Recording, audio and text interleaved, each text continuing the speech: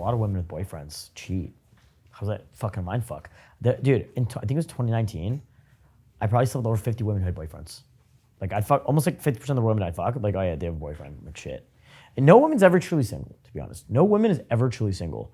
It's very uncommon that you'll find a woman who's not fucking her ex-boyfriend or talking to some dude, right? Or has a couple dudes on rotation. Like in North America, in Western society, it's very uncommon that a woman is ever truly single.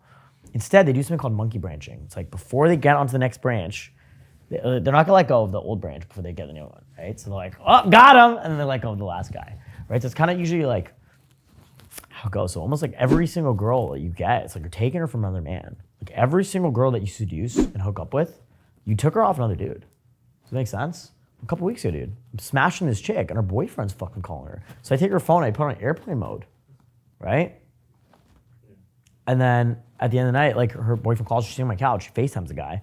He's like, oh, where are you? And she's like, oh, I'm just at home. I'm like, is this guy retarded? Like, this is obviously not her house. What the fuck? And he was obviously suspicious about it, but like, I guess he, like, you know, she's like some dummy, right? He's not expecting his girlfriend to cheat, like randomly in the middle of the night. But it was pretty obvious she wanted to cheat. You know, she was downtown at the club, leaving the venue. She's partying that night, and she had a hotel for the night, so she was looking to fucking cheat, right? The same night, I pulled another girl, right? She was on FaceTime with some dude.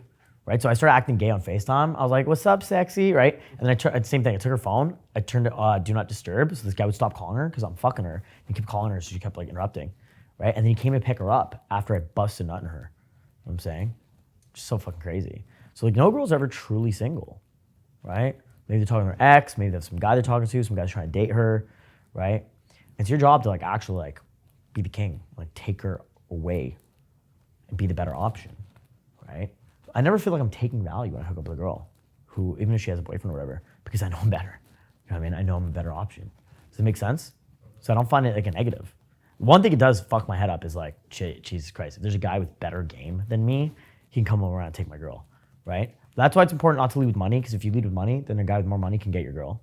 It's important not to lead with clout, because then a guy with more clout can come get your girl, right? You lead with character and charisma and personality, and then nobody can take your girl. Do you understand that?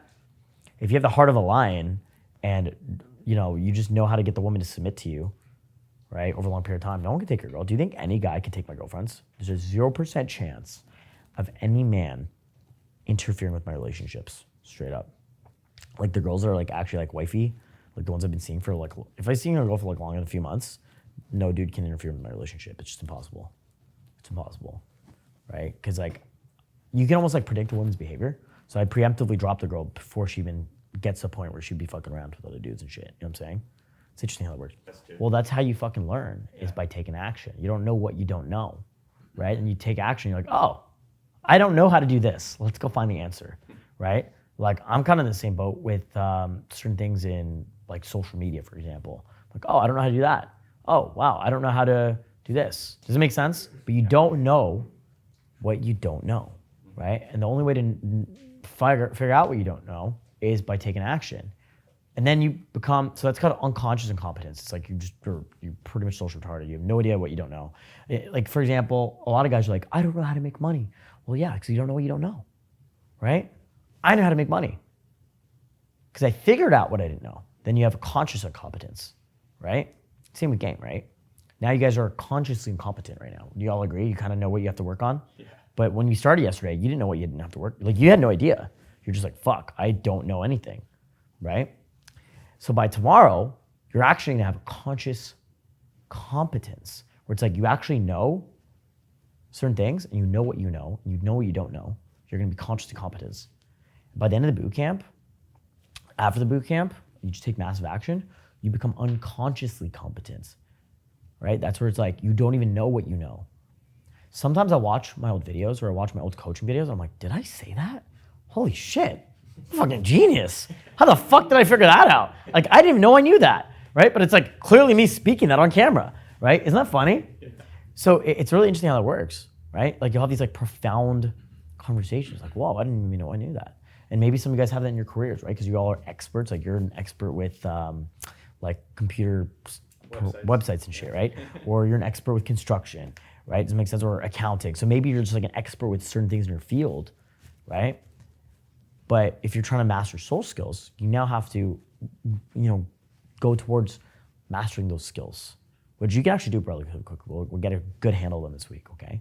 Yeah, no, it's cool because being around it, seeing what's possible. Like I have a buddy, right? And he's telling me about his business, and they do 250 million a year US, and he's spending $10 million a year on loss prevention and like fraud and disputes. And I'm just like, dude, that's fucked. He's spending 10 million a year on dealing with like bullshit.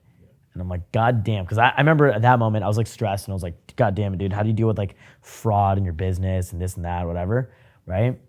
And he's like, yeah, bro, what the fuck is normal? I'm like, what do you mean? Like, it's fucking pissing me off. He's like, yeah, bro, like, welcome to the world, bro. Like, this is how business works. I'm like, oh, shit, okay.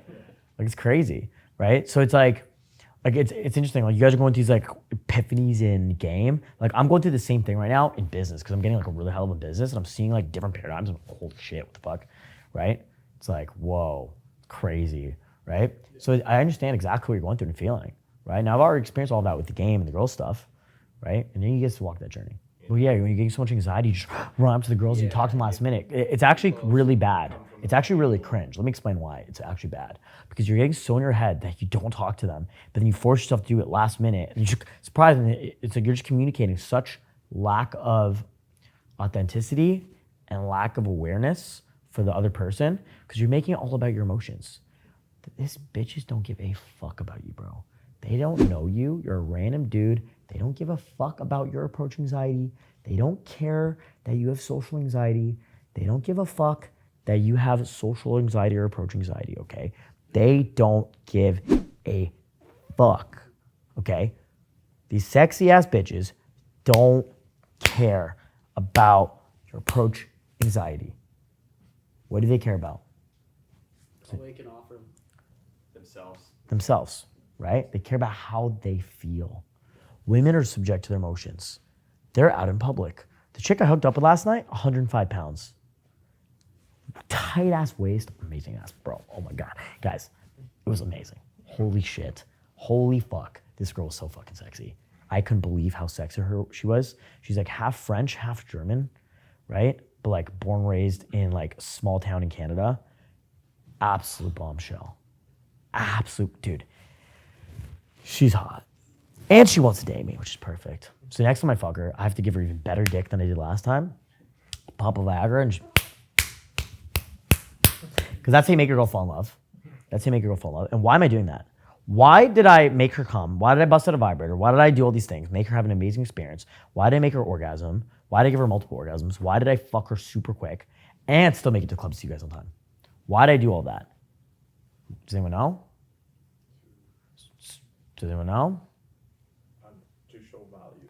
I wanted to give her a good experience, be the perfect gentleman, and show her an amazing time so she wants to come back for more. Does that make sense? Because all that matters is how she feels. Do you understand that? She doesn't give a fuck if you have approach anxiety. She doesn't give a fuck if you have social anxiety. You can date a girl for a year. If you're having like mental issues, she doesn't really give a fuck. Now, if she really loves you, she'll be like, oh, my baby, it's okay, you're gonna figure it out. But if you tell her, oh, baby, I'm depressed, and I don't know what to do, she can be like, this guy's a bitch, fuck this guy. And if you're like, oh, sweetheart, I have these issues, but don't worry, I'm gonna figure it out, because I'm a G. She'll be like, okay, that's cool, I like this guy. But these women are feeling lost in life. They're feeling like they need a man to show them the way. Has anyone ever felt like, fuck, I feel lost in life, I need someone to kind of show me the way? Anyone ever felt that a little bit? Sure. Bro, I fucking feel that sometimes with certain things, right? And that's life, bro. It's a human experience. But here's the thing. When you're the guy that can be a professional problem solver and you're solving these bitches' issues, that is extremely attractive. And you don't have to really solve their issues, bro. You just have to make them feel understood, make them feel safe, and they fucking fall in love with you. They literally fall in love with you. They just are so happy to be around a guy that makes them feel safe and at ease. It's been so long since they've had that experience. It's been so long since they've been around a man that just makes them feel at ease. And what's even crazier is when you have women around you that feel that way, it actually makes you more of a man. It almost like triggers something in your instincts where you just figure shit out easier. You become more of a man, you become more of a problem solver, you become more alpha, you make more money. It's like, it's weird, but you just know how to solve all your issues on your own. Like you just know how to figure everything out. It's kind of crazy, right? Like I think men are at their absolute best when they have like a submitted woman by their side. It's like weird, like I have like one of my girls around me, like I just know the answer to the universe. All the answers to the universe. Like it's trippy, but like that's like, it triggers your masculine instinct. That's how it's always been, right? So yeah, dude, these bitches don't give a fuck with your approach anxiety. They don't care. They don't care. Just let go of it. Just let go of it. Because there's literally no point. There's no benefit. You're just gonna hurt yourself. You're gonna get in your own head. You're gonna upset yourself. And then like you're just gonna make the girls uncomfortable because they don't give a fuck if your approach anxiety. They don't know you, right? They don't give a fuck about your social anxiety. They don't give a fuck. So it's kind of like, almost like you can have the social anxiety, you just gotta act like you don't.